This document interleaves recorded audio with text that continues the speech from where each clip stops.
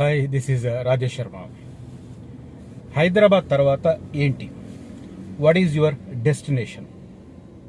Yes, తెలంగాణలో హైదరాబాద్ కాకుండా వేరే డెస్టినేషన్ ఏంటి? ఇది చాలా మందిలో ఒక ఆసక్తి రేకెత్తిస్తున్న అంశం, అదే రకంగా ప్రశ్న కూడా. చాలామంది వరంగల్ను రెండో రాజధానిగా చేయాలి అన్న డిమాండ్స్ అవి చాలా వినిపిస్తుంటాయి. బట్ అలాంటి ఆలోచన ఇటు రాష్ట్ర ప్రభుత్వానికి లేదు, అటు కేంద్ర ప్రభుత్వానికి కూడా లేదు. అంటే రాష్ట్ర ప్రభుత్వానికి ఉంటే రాష్ట్ర ప్రభుత్వం ఆ మేరకు తీర్మానం చేస్తే సెంట్రల్ గవర్నమెంట్ కూడా దాన్ని యాక్సెప్ట్ చేయాల్సి ఉంటుంది, జస్ట్ ఆమోదం చేయాల్సి ఉంటుంది. కానీ అలాంటి ఆలోచన లేదు. అయినప్పటికీ కూడా what is next to Hyderabad అనేది రకరకాల చర్చ జరుగుతుంది. సరే, అది దేని ఆధారంగా డిసైడ్ చేస్తారు? సరే, రాజధాని అనేది ఓకే, రూల్డ్ అవుట్ అనుకోండి. రూల్డ్ అవుట్ అని అనను, బట్ ఇప్పటికిప్పుడైతే ఆలోచన లేదు. సో అలాంటప్పుడు ఏంటి? హైదరాబాద్ కాకుండా ఎక్కడైనా మనం చూడాలి అంటే ఏ సిటీ వైపు చూడాలి? Thanks to late Rajasekhara Reddy గారు తెలంగాణలో కార్పొరేషన్ల సంఖ్య గణనీయంగా పెరిగింది. Almost every district head quarter మనకు మున్సిపల్ కార్పొరేషన్ అయింది. సో లేటెస్ట్గా ఇప్పుడు మహబూబ్ నగర్ కూడా ప్రపోజల్లో ఉంది. కాబట్టి ఆల్మోస్ట్ అన్ని జిల్లా హెడ్ క్వార్టర్లు మున్సిపల్ కార్పొరేషన్స్ అయినట్టే. అంటే పాత జిల్లాలు, arrest while district head quarters, not ఈ కొత్త జిల్లాలు కాదు, పాత జిల్లాల ప్రకారం. అయితే ఇప్పుడున్న పరిస్థితి ప్రకారం హైదరాబాద్ కాకుండా వేరే డెస్టినేషన్ ఏది అని ఆలోచిస్తున్నప్పుడు మనకు కీలకమైన రంగాలు ఏం కనపడతాయి? ఒకటి రియల్ ఎస్టేట్, రెండో కీలకమైన రంగం ఐటీ సెక్టర్. ఎక్కడైతే ఐటీ సెక్టర్ బాగా స్ప్రెడ్ అవుతుందో, ఎస్టాబ్లిష్ అవుతుందో, అక్కడ ఆటోమేటిక్గా ఎంప్లాయ్మెంట్ జనరేషన్ క్రియేట్ అయ్యి అక్కడ కొత్త ఉద్యోగులు రావడం, జనాభా పెరగడం, ఆ జనాభాకు డిపెండెంట్గా బిజినెస్ కూడా ఎక్స్పాండ్ జరగడం, వీటన్నింటి కారణంగా కొంత లైవ్లీవుడ్ పెరగడం వల్ల అక్కడ జనాభా పెరుగుతుంది. దాంతోపాటు కొత్త ఉద్యోగాలు రావడం, రియల్ ఎస్టేట్ భూములకు డిమాండ్ పెరగడం, రియల్ ఎస్టేట్ పెరగడం, ఇవన్నీ చూస్తూ ఉంటాం మనం. ఈ దేని క్రైటీరియా ఆధారంగా ఈ డిసైడ్ చేయాలి అని అంటే, I found A latest report. Hyderabad తర్వాత తెలంగాణలో ఏది డెస్టినేషన్ అని మనకు కనుక ఆలోచిస్తే మనకు రెండు ప్రధానమైన నగరాలు ఉన్నాయని చెప్పి నాస్కామ్ తేల్చింది. నాస్కామ్ లేటెస్ట్ రిపోర్ట్ ఏంటంటే Telangana blue print for growth report అని నాస్కామ్ ఒక రిపోర్ట్ రిలీజ్ చేసింది. దాని ప్రకారం రెండు నగరాలు హైదరాబాద్ తర్వాత అత్యంత ప్రాధాన్యత సంతరించుకున్న ప్లేసెస్గా మనకు కనిపిస్తున్నాయి. ఐటీ ఇండస్ట్రీకి చాలా అనుబంధంగా అక్కడ వాతావరణం ఉంది, అటు ప్రభుత్వ ప్రోత్సాహకాలు ఉన్నాయి. సేమ్ టైం ఇంటిగ్రేటెడ్, అంటే ఇండస్ట్రీ ఇంటిగ్రేటెడ్ కోర్సులు చదివి బయటకు వచ్చే స్టూడెంట్స్ కూడా ఉన్నారు. అంటే ఎంప్లాయ్మెంట్ కూడా అక్కడ క్యాంపస్ సెలక్షన్స్ అవి కండక్ట్ చేసుకోవడానికి కూడా స్కోప్ ఉంది. ఎక్కడ అంటే మనకు టాప్ మోస్ట్ ప్లేస్ కనిపిస్తుంది వరంగల్. వరంగల్ ఎందుకు ఉంది? National institute of technology, NIT ఉండడం వల్ల. ఎన్ఐటి నుంచి వచ్చేవాళ్ళు మంచి టాలెంటెడ్ యూత్ ఉంటారు కాబట్టి వాళ్ళకి మనకు ఇండస్ట్రీకి లింక్ చేసే రకంగా అవకాశం ఉంటుంది అనేది. దాని తర్వాత నెక్స్ట్ ప్లేస్ ఏది వస్తుంది అంటే కరీంనగర్. వరంగల్, కరీంనగర్లు జీసీసీలకు డెస్టినేషన్లు అని చెప్పి ఈ లేటెస్ట్ నాస్కామ్ రిపోర్ట్, ఇందాక నేను చెప్పాను కదా, Telangana's blue print for growth రిపోర్ట్లో నాస్కామ్ రిపోర్ట్ వెల్లడించింది. గ్లోబల్ కేపబిలిటీ సెంటర్స్, జీసీసీలను రికగ్నైజ్ చేస్తూ ఆ రిపోర్ట్ తయారు చేశారు.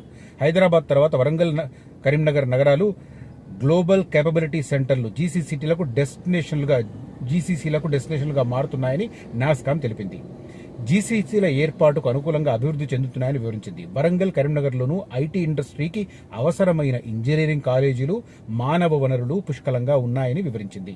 ఈ రెండు నగరాలు హైదరాబాద్కు దగ్గరలో ఉండడం, హైదరాబాద్ సిటీతో పోలిస్తే ఇక్కడ భూముల రేట్లు తక్కువగా ఉన్నట్లు పేర్కొంది. ఇవి అనుకూలమైన అంశాలు. అంటే ఒకటి, ఇండస్ట్రీకి అవసరమైంది ఐటీ సెక్టర్ విస్తరించాలంటే ఫస్ట్ ఆఫ్ ఆల్ కావాల్సింది మ్యాన్ పవర్.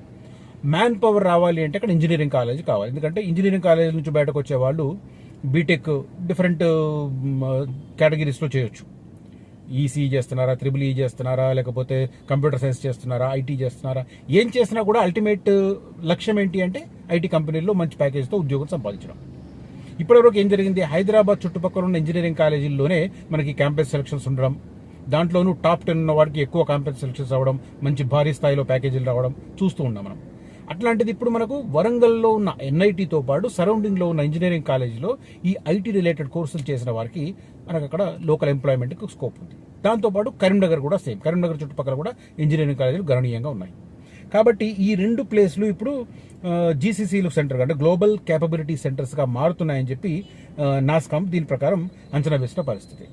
ఇక ఇప్పటి వరకు ఏమేమి ఉన్నాయని దాంట్లో కూడా వివరించే ప్రయత్నం చేసింది. ఏమున్నాయి వరంగల్ నగరంలో అంటే LTI Mindtree, Genpact, Cyient ఈ మూడు కంపెనీలు అక్కడ ఆల్రెడీ కార్యకలాపాలు కొనసాగిస్తున్నాయి. లోకల్ టాలెంట్ నుంచి ఎంపిక చేసుకొని అక్కడ చేస్తున్నాయి. వరంగల్లో ఐటీ ఇండస్ట్రీకి ఇవన్నీ కారణాలు అవుతున్నాయని చెప్పి ఎక్స్ప్లెయిన్ చేశారు. ఇక తర్వాత కరీంనగర్ విషయానికి వస్తే టైర్ 2 సిటీ ఐటీ హబ్గా డెవలప్ అవుతుందని రిపోర్ట్లో ప్రస్తావించారు.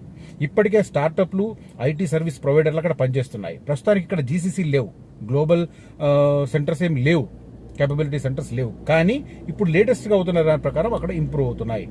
50కి పైగా technical services and tech startups అక్కడ ఉన్నాయి. 15,000 మంది పనిచేస్తున్న పరిస్థితి కనిపిస్తుంది. సో ఇట్లా గ్లోబల్ క్యాపబిలిటీ సెంటర్స్ అంటే ఏంటో కూడా ఇక్కడ నేను చెప్పే ప్రయత్నం చేస్తాను. టాలెంటెడ్ టెకీ సేవలు, సామర్థ్యాన్ని తక్కువ ఖర్చుతో ఉపయోగించుకుంటూ వ్యాపార అభివృద్ధికి తోడ్పడే కేంద్రాలే global capability centres. International business జీసీసీల పాత్ర ఎంతో చాలా మెరుగైనగా ఉంటుందండి. సో ఓవరాల్గా మన దేశంలో 1700 జీసీసీలు ఉన్నాయి. జీసీసీల్లో మనకు హైదరాబాద్లోనే ఆల్మోస్ట్ 355 జీసీసీలు ఓన్లీ హైదరాబాద్లో ఉన్నాయి. సో మనం దేశవ్యాప్తంగా జాతీయ స్థాయిలో చూస్తే కూడా 1700 జీసీసీలు ఉంటే ఒక్క హైదరాబాద్లోనే 355 జీసీసీలు ఉన్నాయి.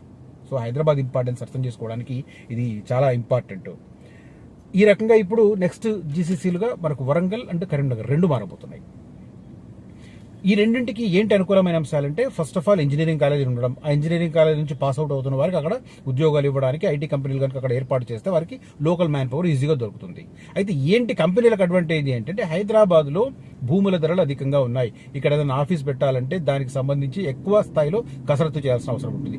అదే అక్కడైతే ఇటు గవర్నమెంట్ ప్రోత్సహించి తక్కువ ధరకు అందజేస్తుంది, లోకల్గా ఉండే ల్యాండ్ వాల్యూ తక్కువ, తర్వాత మిగతా కన్స్ట్రక్షన్ యాక్టివిటీ కూడా హైదరాబాద్తో పోలిస్తే అక్కడ ఖర్చు తక్కువ.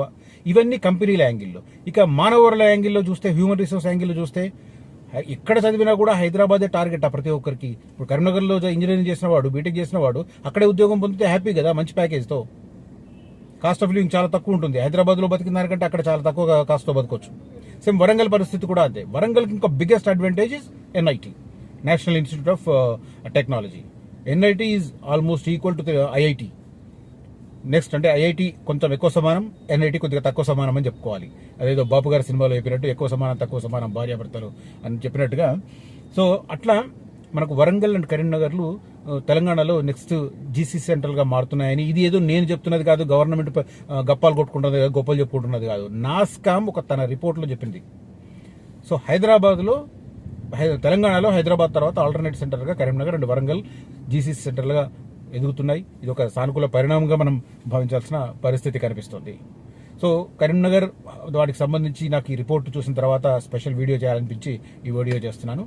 సో హైదరాబాద్ సమీపంతో పాటు చుట్టుపక్కల అన్ని జాతీయ రహదారులు, స్టేట్ రహదారుల మీద మంచి వెంచర్లు ఉన్నాయి. ఎవరైనా ఇంట్రెస్ట్ ఉన్న వాళ్ళు నన్ను సంప్రదించవచ్చు. ఇక పర్టికులర్గా ఫ్యూచర్ సిటీ వైపు చూస్తున్న వారు కూడా నన్ను సంప్రదించవచ్చు. మంచి బడ్జెట్లో మంచి అన్ని అప్రూవల్స్ ఉన్న లేఅవుట్లను నేను ప్లాట్ ఇప్పించే ప్రయత్నం చేస్తాను. Thank you for watching this video. Signing off Rajesh Sharma.